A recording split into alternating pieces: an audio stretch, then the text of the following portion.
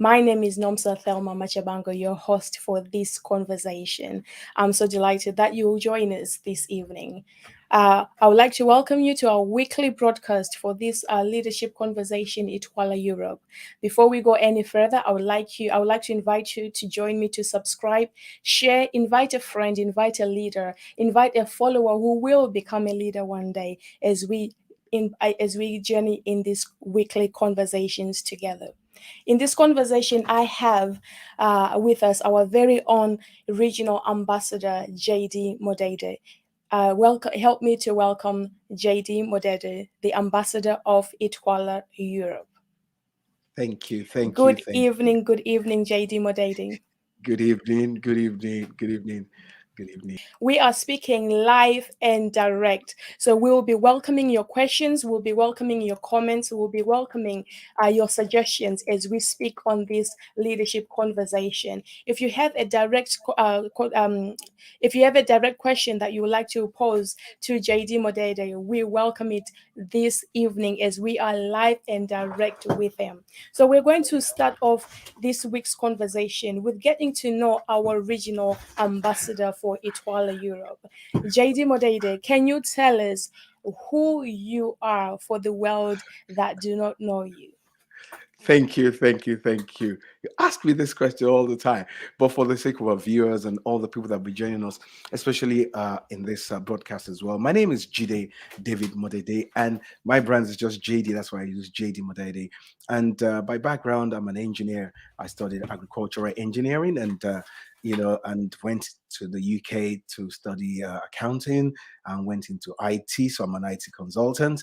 I'm a business consultant. I became a trainer and a coach, a leadership consultant, by the way, project manager. And also, by the way, I'm a farmer as well, the businessman. But more importantly, I see myself as an agent of change. And I think that is the real juice of all that I do, an agent of change. Thank you so much. So why leadership, especially in such an era that we are in? Why leadership? Wow, fantastic question. I really like that question. Number one thing is that we got to understand that leadership, how would I put it, is the number one need of our 21st century world right now. Our companies, our communities, our governments, our schools, our families, even our own lives needs, leadership right now, because leadership determines everything. Leadership literally determines what becomes of our countries, what becomes of our communities, what becomes of our nation, what becomes of our organization, what becomes of our families is down and dependent on the kind and the quality of leadership that is in charge. And that is why we need to really, I believe, invest in this subject of leadership, because everyone is involved. It affects everyone as well, and it determines everything. Leadership, takes responsibility. Leadership provides solutions. Leadership, takes strategic action. Leadership creates initiative. Leadership, provides innovation. Leadership solves problem, and that is why it's so important, for us to literally, go into the subject of leadership.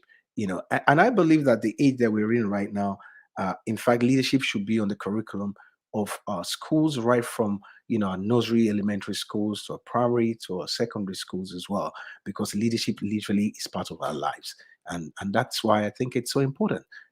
Leadership is the solution to all the problems of our world. At the moment, so we need to really get back to the subject of leadership, because without leadership, everything is going to be out of shape. Without leadership, we're going to run into a lot of problems, and that's why we need leadership right now. Can you tell us what is wrong with leadership within Africa? Oh my God. Leadership in the developing nation, in Africa, or the third world, which is a real focus for our organization itself. And that's a very, I will say that that's a very generic question. So that we got to look at it from a generic point of view as well. you know Number one, I think the developing countries, we became too ambitious without a sense of purpose. you know uh or also I could say, what went wrong with us We became irresponsible because leadership is all about responsibility, And some times ago, and I think I was listening to our great founder, Dr. Miles Monroe, of late, and he was sharing with us something that Mahatma Gandhi, shared with us, shared many, many years ago, and he was talking about, what will destroy leadership. And there are about seven concepts that he shared then. And it's the concept of wealth without work. Have you noticed that, in most of the developing country, there's a lot of wealth around, but there's a lot of poverty in the context of it as well. It's pleasure without conscience as well. So, and I was having a conversation with someone just a few days back, and they were sharing with me that did I know that sometimes laid back, and I thought it was even, I didn't know it was that bad. Sometimes ago in the country of Nigeria, for example, in West Africa, for those who might not know Nigeria very well, our naira, which is the currency of Nigeria, was trading for a naira to $4 at a point in time. And a leader said at that time that money is not really our problem, but how to spend it. Now, that is what we call leadership irresponsibility. Now, we're now looking for that money. We don't even have any to spend right now. What happened to us? What happened to the leadership in the third world country is knowledge without character. Just like Mahatma Gandhi say, is science without humanity, is religion without sacrifice. So you see a lot of people who are jumping up and down, just want to fast and pray and believe everything's just going to change overnight without no ethics of work. It's politics without principle. So you see a lot of people now want to assume political power, but they are not principled. They have not found that thing that they're willing to die for. They are not willing, to die for their convictions. And that's why Mahatma Gandhi said, a no said, listen to this, remember this very well, a no said with the deepest conviction is better than a yes that you utter to please in order to avoid yourself of trouble.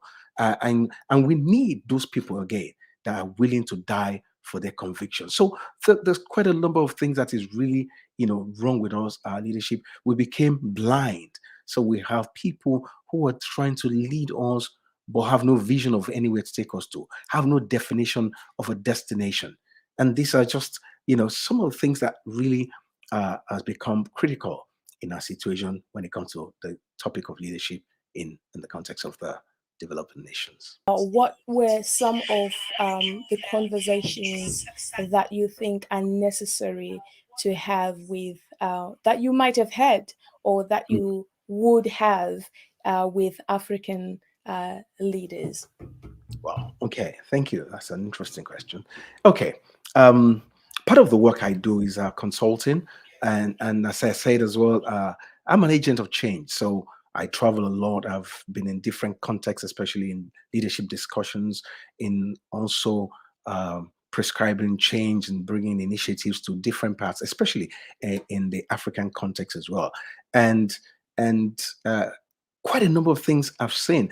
I've seen where leadership have really indeed brought change, and I've seen the consequence of bad leadership as well. So leadership always will create something, either negatively or positively.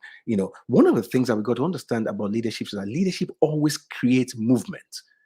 It takes you from the known to an unknown, but it's always a better place. So leadership always creates anxiety. Leadership always creates movement. So when you go into the context of an environment or into a developing nation, you got to look at where they were or where they were and where they are right now. So, for example, I was in the country of Rwanda, and we have some of our partners and associates in Rwanda as well. And the only thing I had in my head when I was going to Rwanda was the fact that it was a place that we had, the genocide. But I was shocked, to my life, to what I saw in Rwanda. Now, in Africa, for example, Rwanda, even though a very small country, has become a giant in Africa. And what produced this was leadership. visionary leadership, leadership that has regard for law, leadership that is about creating a better context for his people. So we could see that the people were in a place before, and a lot of people go there with that mindset, and you get there and you see what leadership has done to the place. Case study also could be a country like Nigeria and West Africa. So I was sharing also with a group of people. I said, while I was in school as a university student, as even a high school student in Nigeria, we had electricity, we had water, we had textbook given to us. Our schools had all the facility, fast track down 30, 40 years after that. We don't have any of those things anymore. So there's been movement, but the movement has not been progressive. Rather, it has taken us backwards. And that just shows you the quality of leadership. Leadership is about it's not so much about people, but about purpose. But once you begin to deal with purpose, then you begin to affect people as well. Leadership is not so much about what you become. For example, I was in Burundi as well. Years back, I've been there quite a number of times, and I could see the impact of leadership, upon the people there. The same thing in South Africa. You can remember the days of Madiba, Mandela, and how he literally gave his life to the freedom of his people. And if you look at some of the things that he fought for and the people were fighting for, and he stood to be the sacrifice for, really has changed the context of the people of South Africa. What we saw about South Africa years back on the news is totally different from what we see today, but because somebody also had to pay a price, and they said, this is our leader. By the way, always remember that you do not make yourself a leader, it's the people that call you the leader. So leadership is not so much about the power that you carry, but empowerment. So we need to see, is the leadership in our developing nation empowering the people? And that is why you see some of the situations that we find ourselves, that it is not about empowering the people, but rather,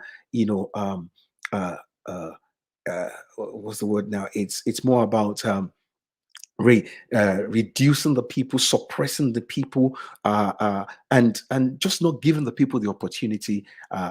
Something I saw in Uganda, for example. Uganda is a place whereby you find out that Uganda is a very deeply spiritual country, and that's because of bad leadership, that the only way they could survive was through the spiritual context. So if you go to the country today, it's so deep in those kind of things.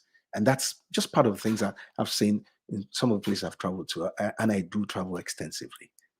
This is ITWLA in Leadership Conversation with JD Modede. We will be right back. Thank you. Hi, my name is Miles Monroe Jr., and I'm the chairman of the board for the International Third World Leaders Association. Our organization was birthed to respond to and address the critical need for quality, effective leadership development and training in the emerging developing nations. Our vision is to establish a global network of leaders from every discipline, committed to the highest standards of excellence in leadership training, personal development, mutual accountability, and fraternal support, implementing relevant and innovative leadership philosophy based on time-tested precepts, principles, and values. Our mission is to influence the destiny of developing third world nations through leadership training, personal development, supportive relationships, and global networking. Our purpose is to provide transformational solutions in response to the dynamic leadership needs of the emerging third world developing nations. Our goal is to cultivate leadership commitment to produce leaders dedicated to the empowerment of their people, the progressive well-being of their citizens, and the betterment of their nation. The strategic approach captured in the slogan coined by our founder, Dr. Miles Monroe, was transforming followers into leaders and leaders into agents of change. Our focus is national development through transformational leadership, transforming nations, communities from the inside out. Join us in ushering in this new era of our organization. We are tasked with carrying this vision forward, and we are devoted to ensuring that we leave an unwavering legacy. The organization that produces effective leaders with global reach and influence. Welcome back. This is ITWLA Europe Conversation. We are with the regional ambassador, JD Moderator. We welcome your comments. We welcome your questions this evening as we are live and direct as you're watching us. We also welcome you to subscribe, share, and like so that you will not miss out any more conversations that we'll be having in the future. We are literally going to be live every Monday. Every Monday, we will be having leadership conversation that will impact you as a leader and you also the future leaders, especially in the region of African continent. So, well, JD Moderator, welcome to this conversation this Thank evening. you. So much, thank you so Thank you. much for what you have shared so far. Thank you. What I want to know, this I'm sure, and the people that are watching us, what we want to know is, what is within the countries that you visited, and Yes. I don't want to mention all of them because there's so many. What can the leaders that are, let's talk about the leaders within, what can they contribute to the society to change the people? One of the things that you mentioned earlier on was you don't make yourself the leader, but the people make you the leader. But I have witnessed, especially from one African country where I come from, where the leaders have literally threatened people to stay in position. Yeah. So, what can the leaders do to truly be leaders indeed? Well, I think, firstly, the thing that we got to begin to look at, especially when it comes to the area of leadership, is we need visionary leaders. Visionary leaders, leaders that can see, leaders that can give us hope in the midst of darkness, not those who lord themselves over us. It is not you that you choose to be the leader of the people. It is the people that choose you to be the leader. So we need purposeful leadership. We need leadership that can empathize, with people. Leadership that is both top and bottom at the same time. So they're not just right at the top, but they can relate with what is going on with the masses. That's why we need to choose leaders from the midst of us. We need to choose leaders from the midst of us. We need leaders, that are willing, to sacrifice themselves. Leadership is when you discover what you're willing to die for. We need men and women with conviction that are ready to lay their lives down for their conviction. And this is the place whereby we begin to truly redevelop or develop our nation truly. Not people who are there because they need to win an election or they're there because they have an ambition. By the way, you got to understand the difference between ambition and vision itself. The vision is always about the people, ambition is always about us. So most of the people that we see in positions of leadership today are more about an ambition for themselves. And that is why they always go about what they want for themselves. That is why corruption will be rife. That is why they will amass, riches to themselves at the expense of the people. So you see poverty, you see a whole lot of things that are wrong in society. And I think, that's the place we've got to start from. We need a major reorientation of our developing nation. And this is where all of us really come in. It's a responsibility of every one of us. It starts from as low as a family unit. Once we begin, because the people in government or in any form of leadership today came from a home. Whatever they're doing today is only been magnified. It started from somewhere, the smallest unit of the society, which is a family. And I think that's where we got to go back to and start building again. Wow. You mentioned President Nelson Mandela earlier on in South Africa, how he changed South Africa based on his leadership. Which other countries have you visited or you know very well, and how you think leadership has contributed to the current state of that country? Well, as I mentioned before, I think the technology was really playing up. I visited and I've been there, I think, a couple of times now. It's Rwanda. Rwanda is a good example of a transformed nation, especially in Africa. Rwanda today is a place where other countries who are supposed to be giants of Africa are going to take notes. Rwanda, years back, was a place that everybody literally almost ran out of the place. Rwanda today has become a place where initiatives are being given to, investors from all around the world, and they're willing to go and invest there. I was listening to, I think, the director of Volkswagen giving a speech in Rwanda, and he said, "We've chosen this country because one of its, is of its visionary leadership, of its intolerance. That's the exact word. Intolerance to corruption. And the growing economy as well. So, and literally they planted their car assembly there. So you've seen the transformation in the place. The other day I was having a discussion with somebody in Rwanda as well. Literally people are taking their children out of private school and putting them into a public school. That's because leadership has been so good that it recognizes the needs of its people, that is able to grow its structures and its facility to be able to serve the needs of the people. And that's a very, very good example. It's unbelievable today that literally everybody goes to Rwanda and take a lesson from the bigger countries, from the greater countries than that country before. And what does this? Literally, is vision. Rwanda is not a country that has a lot of natural resources, but Rwanda is a thinking country. It's got leadership that is thinking. So literally, if you have resources, but you don't have vision, you will still be poor and it will set you back.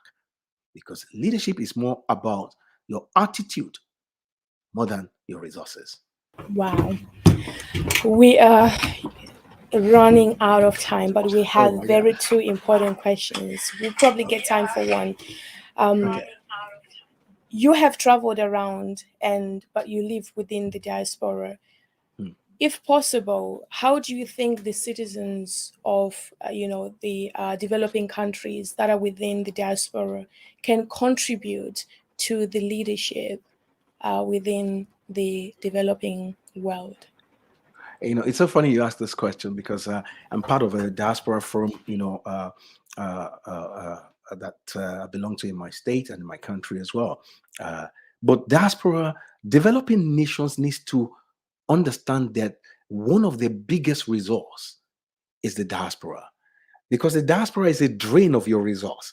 But the diaspora is a resource of value back because of their broad horizon, their wider opportunity, I'll give you a case study. I always like to use a case study. Diaspora, can bring in partnerships that can help to develop underdeveloped countries. It can bring in remittances, like I was sharing with some, we're having a discussion about 2 weeks ago. In Nigeria, for example, our diaspora remittances in 2021 alone was about $20 billion. And this is just money that's just being sent home, and this is not even for major investments at all. That's not even recorded. So the nations, our developing nations, needs to understand that they need a very solid partnership with their diaspora, and they need to be intentional about how they use that relationship.